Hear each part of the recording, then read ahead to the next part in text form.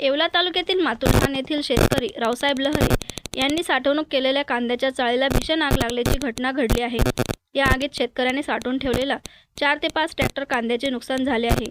आग लागण्याचे नेमके कारण अद्याप स्पष्ट झाले नसले तरी ही आग वेगाने पसरल्यामुळे संपूर्ण कांदा चाळ काही वेळातच ज्वालांच्या विळख्यात सापडली। शेतकऱ्याने मोठ्या मेहनतीने साठवून ठेवलेला कांदा पूर्णपणे जळून गेल्याने लाखो रुपयांचे नुकसान झाले आहे। सध्या बाजारात कांद्याला समाधानकारक भाव मिळत नसताना ही दुर्घटना घडल्याने संबंधित शेतकरी पूर्णपणे हवालदिल झाला आहे। आधीच आर्थिक संकटात सापडलेल्या शेतकऱ्यांवर या घटनेमुळे आणखी मोठा अपघात झाला आहे।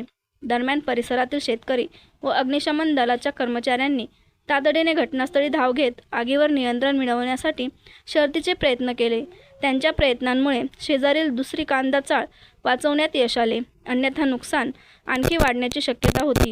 या घटनेमुळे परिसरात हळहळ व्यक्त होत असून प्रशासनाने पंचनामा करून नुकसानग्रस्त शेतकऱ्याला मदत द्यावी अशी मागणी स्थानिकांकडून होत आहे। माझं नाव रावसाहेब पुंजाराम लहरे, राहणार मातुरठाण। आज माझ्या कांद्याच्या चाळीला आग लागली।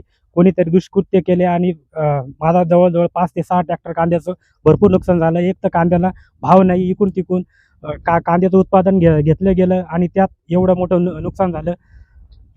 मला शासनाला एवढीच एक विनंती आहे की शासनानं मला काहीतरी भरपाई देण्यात